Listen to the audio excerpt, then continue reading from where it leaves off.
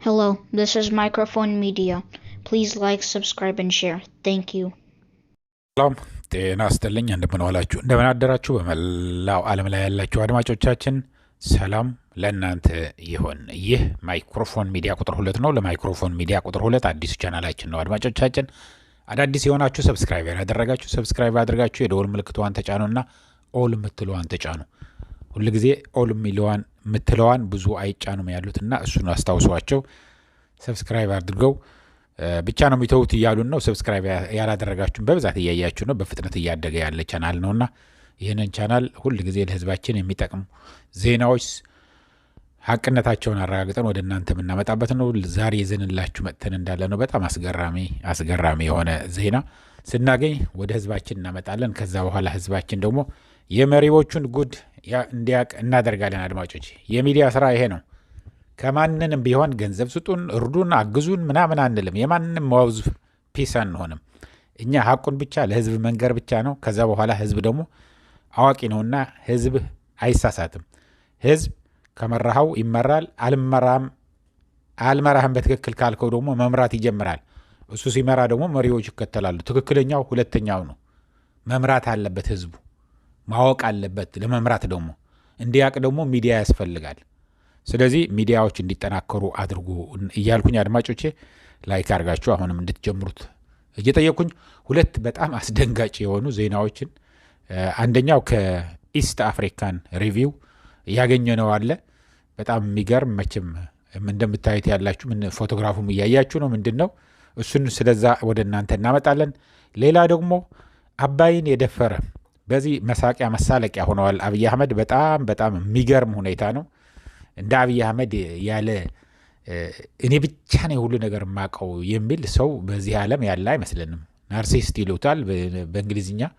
ሁሉንም ነገር በቃ ታውቃለህ እንዲባል ነው የሚያደርገው ነገር በሙሉ። ፎቶግራፉ ተለጥፎ አባይን የደፈረ ብሎ አሁን ሲያወጣ እውነቴን ነው የምነግራችሁ።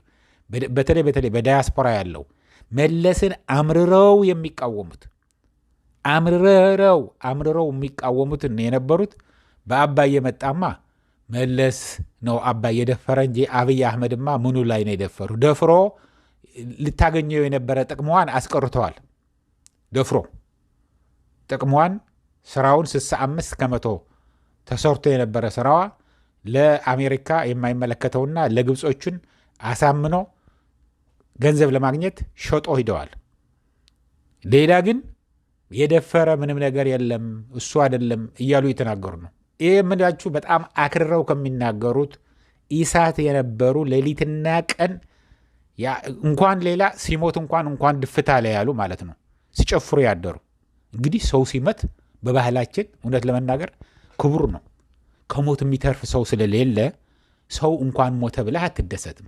በተለይ አሁን በትግራይ በጣም ክቡር ነገር ቢኖር እስከሬን ሲያልፍ አሁን ከቤቱ ወደ ቤተ ክርስቲያን ተሸክመው ሲወስዱት ሙሉ ትግራይ ላይ ቆመህ ነው የምታሳልፈው። የፈለገ ቸኩል በፈረስም ብትሆን ከፈረስ ወርደህ ነው የምታሳልፈው። እስከሬን የተሸከሙትን ክብር አለው። የመጨረሻ ሽኝት ነዋ።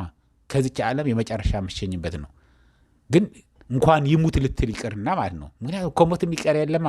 ታሪክ ሰርቶ የሚሞት አለ። ዝም ብሎ ደግሞ የውሻ ደመከልብ የሆነ ደግሞ የሚሞት አለ። ስለዚህ እንደዚህ ያሉ ናቸው። አሁን ሌላኛውን ዜና ላይ ሄድላችኋለሁ። ግን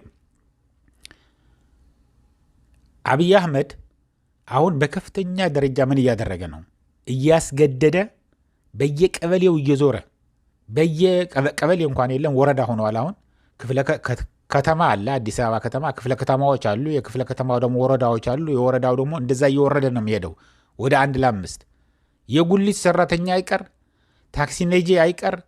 ይሄ ስራ ያለው ከመንግስት ጋር ከግብር ጋር የሚገናኝ ሰው ከሆነ አስገድደህ ውጣ። እነዚህ በጣም ሀብታም የሆኑ ደግሞ ውጣ ከሚላቸው ገንዘብ ደግሞ ይዘርፋቸው። 1-4 ሚሊዮን አምጡ። ለምን ለአባይ ሰልፍ ለምን ብለህ አትጠይቅም?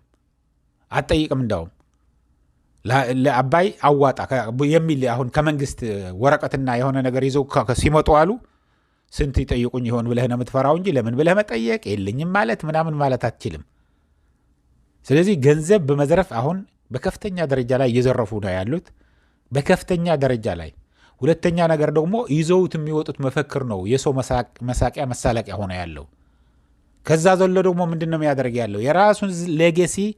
አሁን እሺ አባይስ እሺ እነመለስ ነው የሰሩት፣ ሌላው ታሪካዊ ስራም በሙሉ ጎደናውም ኢንዱስትሪ ፓርኩም ሁሉም የሰሩት የነሱ ነው። የኔ ግን ይሄንን ነው የሚለውን ነገር ስላጣ ሁለት የማይገባው ነገር ነው የሚያደርገው ያለ አብይ አህመድ። ሁለት ትልልቅ የማይገባውን ነገር እያደረገ ነው። አንደኛ የሌለው ባህር ሄጄ ወደ ባህር ይሄዳለሁ እያለ ነው። እንዴት አድርጎ አሁን የፈለገ በኃይል ሂዶም ቢይዘው ህጋዊ ሆኖ ሊኖር አይችልም። ምክንያቱም ኤርትራ ወደድንም ጠላንም አገር ሆናለች፣ አገር ነች፣ ሉዓላዊት አገር ሆናለች እና ስለዚህ ሊሆንለት አይችልም። ሁለተኛ ነገር ደግሞ የሌለውን ነገር ይሄ ያልሰራውን ነገር የኔ ነው ብሎ ሰላማዊ ሰልፍ ውጡ እያለ ነው። ከዛ ሁሉ የበለጠ ደግሞ አድማጮች ወደ ሁለተኛው ዜና ቶሎ እያልኩኝ አጠራጠር እያደረኩ ስለሆነ ማመጣላችሁ ቪዲዮዎቹን አንድ ሰዓት ስንተነትን ስንዘረጋ ስንሰበስብ አናውላችሁ። ዳታ ተወደዋል አሉ። ኢትዮጵያ በጣም ተወደዋል፣ ቶሎ ወደ ነጥቦ ግባ ነው የሚሉት ሲጽፉ እና ይገባኛል። እውነት ለመናገር ሰው ዳቦ መግዣ ትንሿ ዳቦ እኛ በአንድ ብር የምንገዛት የነበረውን አሁን 10 ምናምን ብር ነች አሉ። በጣም ትንሽ አንድ ጉርሻ የምታደርጋት ማለት ነው። ስለዚህ ሰው ተጨንቆ ነው ያለው። ግን የአዲስ አበባ ህዝብ አሁንም ችሎ ዝም ብለዋል ያለው። አሁን እንኳን ከፍተኛ የሆነ ንቅናቄ እየተደረገ ነው። የብሔር ብሔረሰብ ወይም ህብረ ብሔር ፋኖ አዲስ አበባ እንደተደራጀ ነግረናቸዋል። በዓላት እየመጡ ነው። ምን ሊፈጠር እንደሚችል የራሳችሁ እዛው ያላችሁ እዚህ ወደዚህ ብለን እኛ አንናገርም። እናንተ ራሳችሁ ማድረግ ያለባችሁትን ታደርጋላችሁ፣ የምታገኙትንም ታገኛላችሁ። ግን አሁን አዲስ አበባ በከፍተኛ ደረጃ ችግር ላይ ያለ ህዝብ ተማሪዎቹ በሙሉ ጥሎ እንዴት አድርጎ አሁን እውነት ለመናገር በጣም የሚያሳፍር ነገር እኮ ነው። የሁሉ ተማሪ የሚጥሉት ለምንድን ነው አሉ መሰላችሁ? ወታደር እንዲሆኑ ነው። ወታደር እንዲሆኑ ይጥሏቸዋል። አሁን ብርሃኑ ነጋ ይጥላቸዋል አይደለም? ብርሃኑ ጁላ ደግሞ ይቀበላቸዋል። ታዩታላችሁ። አሁን ይህ ህፃን ልጅ ይህ አሁን ስንት ዓመቱ ይመስላል? የአዲስ አበባ ልጅ ሆኖ ቡሌም ይሁን ምንም ይሁን በልቶ ነው። ወታደር ነው። የኢትዮጵያ ዩኒፎርም ለብሶ ነው ያለው። ስለዚህ ይህንን ልጅ የምታዩት ያላችሁትን ስንት ይሆነዋል? ከ14 ዓመት ይበልጠዋል። ይሄ በጣም የሚገርም ነገር እኮ ነው። እንዴት አድርጎ እንደሚያዩት ደግሞ ታያላችሁ። በተለይ ማነው ሽመልስ አብዲሳ እና በጣም የሚገርም ነው። በዚሁ ኢስት አፍሪካን ሪቪው ኢትዮጵያ አንደኛ ተማሪዎቹን እየጣለ ወደ ውትድርና እየወሰደ እንደሆነ፣ በተለይ ከአዲስ አበባ ወጣ ካልክ ደግሞ አፈሳ ተጀምረዋል። ይታፈሳል። እየታፍሶ ተገዶ ይሄዳል።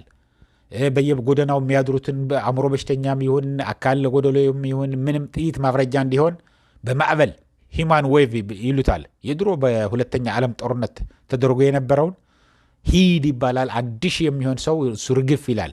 እንደገና ሂድ ይባላል። አንድ ማነው ስሙ ለመስበር ነው። ስለዚህ እንደዛ እያደረገ ሰው አልቆ ነው። እንደዛ በብዛት ሰው ከሞተ በኋላ ነበር አንድን ተራራ ነፃ የምታወጣው። አሁን ለነገሩ እሱ እንደዛ እየቀረ ነው። አብይ አህመድ እንደዛ አድርጌ ነው የሚይዘው፣ ኤርትራ በሙሉ አጥለቀልቀዋለሁኝ እያለ ነው ያለው። ወታደሮቹ ደግሞ ህፃናት ወታደሮች ናቸው። እነዚህ ተጭነው መሄዱ ያሉትን ከየትምህርት ቤቱ ወይ ደግሞ ጎዳና ተዳዳሪዎቹን አምጥቶ ነው ከየትም ዩኒፎርም ለምኖ አልብሶ ነው ወደ ግንባር ሊልካቸው ላይታች የሚል ያለው። ምክንያቱም አማራ ክልል ሂዶም አልተሳካለትም፣ ኦሮሚያ ሂዶም አልተሳካለትም። አሁን ደግሞ እሱን ሳይሳካለት ሁሉንም አሰባስቦ ያልሆነለት ኤርትራ በሉ በሙሉ ብሔር ብሔረሰቦቹ በተለይ ደግሞ የአማራ ክልል እንዳለ ሚሊሻው፣ ሰራዊቱ፣ ገበሬው ሳይቀር ተነስ ውጣ ብሎ በሙሉ ደግሞ 9 ክልሎች የዩናይትድ አረብ ኤምሬትስ፣ የቻይና፣ የቱርክ በሙሉ እነዚህ ተሳትፎበት ያልሆነለት አሁን ሁሉንም በየት አድርጎ ሳልፎ ነው ትግራይንም ይሁን ኤርትራም ይሁን የሚወጋው። አብይ አህመድ የሚይዘው የሚጨብጠው አጥተዋል።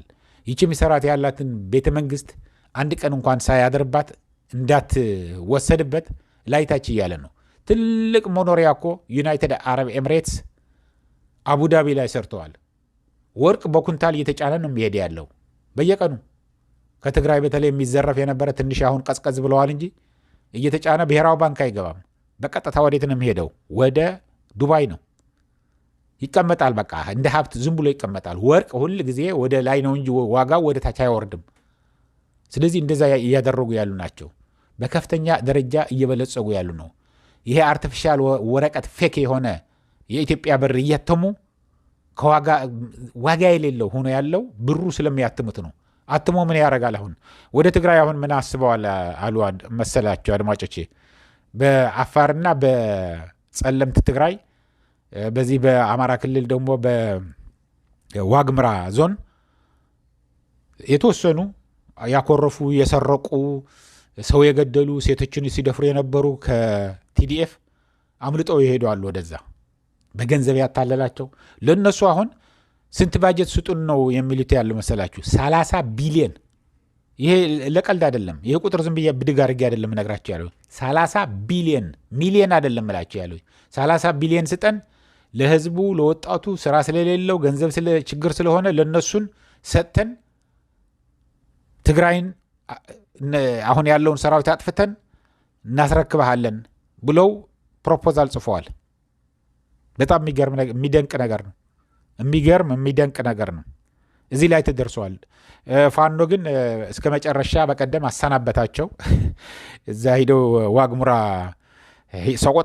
ሰቆጣ ከተማ ላይ ነው ያሉት፣ በዚህ አማራ ክልል ያሉት።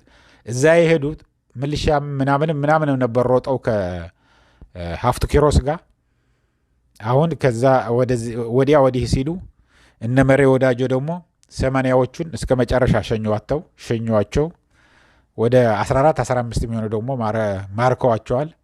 ሌሎቹም የተጎዱም አሉ እየተባለ ነው ያለው። እውነት ለመናገር ያሳዝናል። ሲሞት አንድም ሰው ቢሆን ህዝብህን ሲሞት በጣም ያሳዝናል። ተታሎም ሊሆን ይችላል፣ ምንም ሊሆን ይችላል።